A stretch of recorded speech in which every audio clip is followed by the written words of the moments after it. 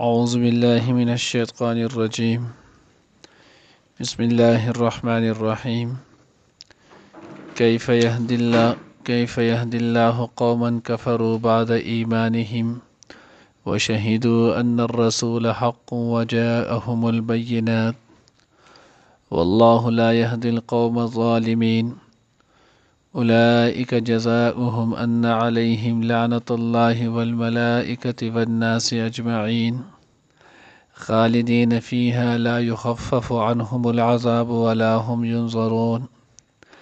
إلا الذين تابوا من بعد ذلك وأصلحوا فإن الله غفور رحيم.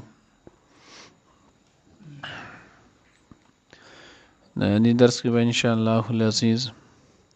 سورۃ آل عمران پارا نمبر 3 رکوع نمبر 9 آیات نمبر 86 87 88 89 سلور آیاتونه ان شاء الله العزیز ویلې کېږي. د مخکې آیات کې الله جل جلاله فرمایي چې کوم سړی د الله رب العزت د دین اسلام نه ما سوا بل یو دین طلب کوي نو دا به دنه قبول نشي او دا سړی په آخرت کې په تاوانیانو کې. اوس دې کې الله جل جلاله فرمایي الله څنګه څنګه هدایت کې الله پاک آی کسانو ته چې دا غوي کفر اختیار کو رست د ایمان نه وشهدوا ان الرسول حق او دا غوي گواهی ورکړو چې دا پیغمبر حق دی وجاءهم البينات او راغلی دوی ته واضح دلیلونه. یعنی گویا الله جل جلاله فرمایي چې هدایت عموما اکثر ګوري نو هغه خلکو ته ګوري چې کم سړی په ناپوهۍ کې یو کار کوي. کله چې انسان یو کار چې نو هغه جانبوج کر قصدن کوي نو کله چې انسان د جانبور کر قصدن یو کار کوي نو اکثر د دغه انسان ته د دغه کار نه د توبې توفیق چې نو هغه نه ملایږي. نو څنګه پښتو کې متل زمون خلک عام هم ماهرین چې نو هغه استعمالي یو سړی چې نو هغه نافرمانی کوي او داغه نافرمانی باوجود د چا چې نافرمانی کوي دغه نه د خیر پته وي نو خلک وي څنګه بچي نو هغه ته د خیر در ورسي. نو دغه شانتي الله رب العزت وي ک تاسو په دغه نافرمانی باندې او تم دغه سره دا کوی چې مونږ په هدایت نو څنګه تاسو په هدایت شوي لکه څنګه چې مخکې مونږ ویلو چې دی ویلو چې مونږ چې نو دا پیغمبر حق او سچ پیغمبر دی او لدې سپاره کې تیر شي ولو آلتی الله رب العزت چې نو هغه ویلو وکانو من قبل یستفتحون علی الذین کفروا چې د نبی له صلوات و سلام په وسیله باندې او د نبی له صلوات و سلام په وسیله په برکت سره خو بدوی د کافرانو خلاف د الله پاک نه فتح غوښتلې. برایت کې الله جل جلاله چې نو فرمایل کله چې نو هغه دوی دغه پیغمبر رالو کفروا ما عرفوا به نو دوی خو بیا دغه پیغمبر سره د دې چې دوی پیژندلو او داسې پیژندلو لکه څنګه چې سړی خپل اولاد پیژني بیا انکار وکړو. بلځه کې الله رب العزت چې نو هغه فرمایي هغه پیغمبر یجدونه چې دوی چې نو هغه مومي مکتوبا فی التورات والانجیل چې دغه پیغمبر صفات دی په خپل کتابونو تورات او انجیل کې مندل او دوی چې دا حق او سچ پیغمبر دی او کله چې دغه پیغمبر رالو او حضور تمام چې نو هغه صفات کم چې دی تورات او انجیل کې ویلول هغه ټول صفات سره و پیژندلو کفروا بعد ایمانهم نو د خپل هغه ایمان چې لاول دی اقرار دغه کولو دغه نورسته دوی چې نو هغه سو کړلو انکار شروع کو کفر وکړلو وشهدوا او هغه گواهی ورکړه یعنی ان الرسول حق چې دا پیغمبر حق او سچ دی وجاءهم البينات او راغلل دي ته واضح دلیلونه دا غینه ورستو دی انکار وکړو نو الله وی والله لا يهدي القوم الظالمين الله هدایت نه کوي قوم چې نو ظالم ته کم کسان چې ظلم جانبوج کرتے سے کینو داسې قوم ته الله پاک چې نو هغه هدایت نه کوي. لاندې بیا راځي الا الذين تابوا من بعد ذلك دغه کې بیا راځي دویم دا کسان نور سور نقصان مومي نو دویم نقصان چې الله پاک ذکر کوي اولئک جزاؤهم ان علیهم لعنت الله دا خلکو چې نو هغه جزا د دې بدله دا چې په دوی باندې به د الله د طرفه لعنت وي. لعنت څه ته ویلی کېږي؟ څو کرته مونږ ویلو لعنت ویلی کېږي د الله د رحمت نه لرې کېدلو ته. نو دا خلک به د الله د رحمت نه لرې، دوی ته به د الله پاک رحمت چې دی نو هغه نه رسي. والملائکة والناس اجمعین، دوی باندې به د فرشتو هم لعنت وي، په دې باندې به د ټولو خلکو چې دی نو هغه لعنت وي. خالدین فیها، دا به د سمو ټیمه پورې لږ وي. الله وایي نه، خالدین فیها، همیشه همیشه به په دې کې. او د دغې لعنت چې دی نو اثر دا جهنم دی، د دغې نتیجه دا جهنم دی. دوی به د دغې لعنت په وجه باندې د جهنم مستحقېږي، جهنم ته به ځي.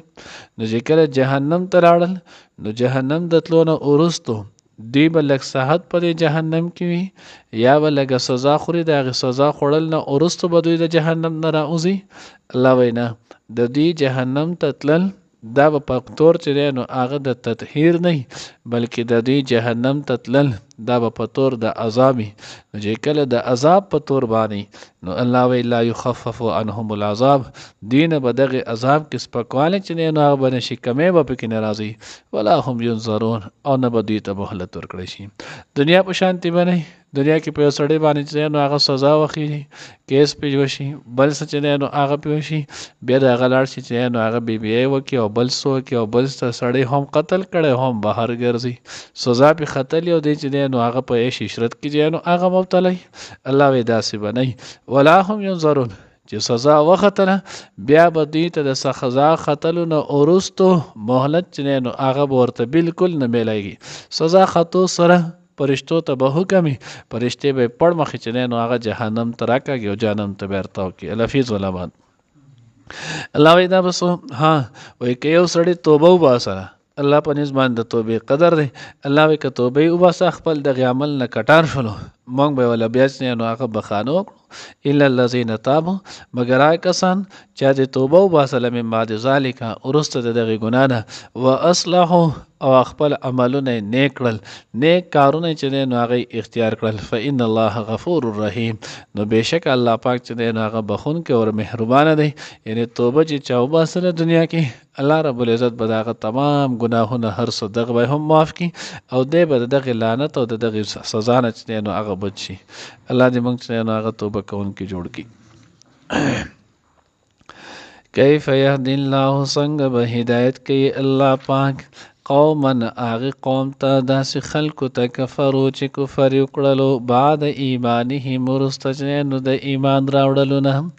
وشهدو او هغوی ګواهي ورکړه ان الرسول چې دا رسول حق حق دی، وجاءهم البینات او راغلی دی دوی ته چې نو واضح دلیلونه. والله الله پاک لا یهدی القوم الظالمین، هدایت نه کوي قوم ظالم ته. اولئک جزاؤهم، د دې خلکو سزا دا ده ان علیهم لعنت الله، چې به په دوی باندې لعنت د الله، والملائکة او د فرشتو، والناس او د خلکو اجمعین ټولو، خالدین فیها، همیشه به دوی په دې لعنت کې، لا یخفف عنهم العذاب، نه به شي سپکولی د دوی نه عذاب،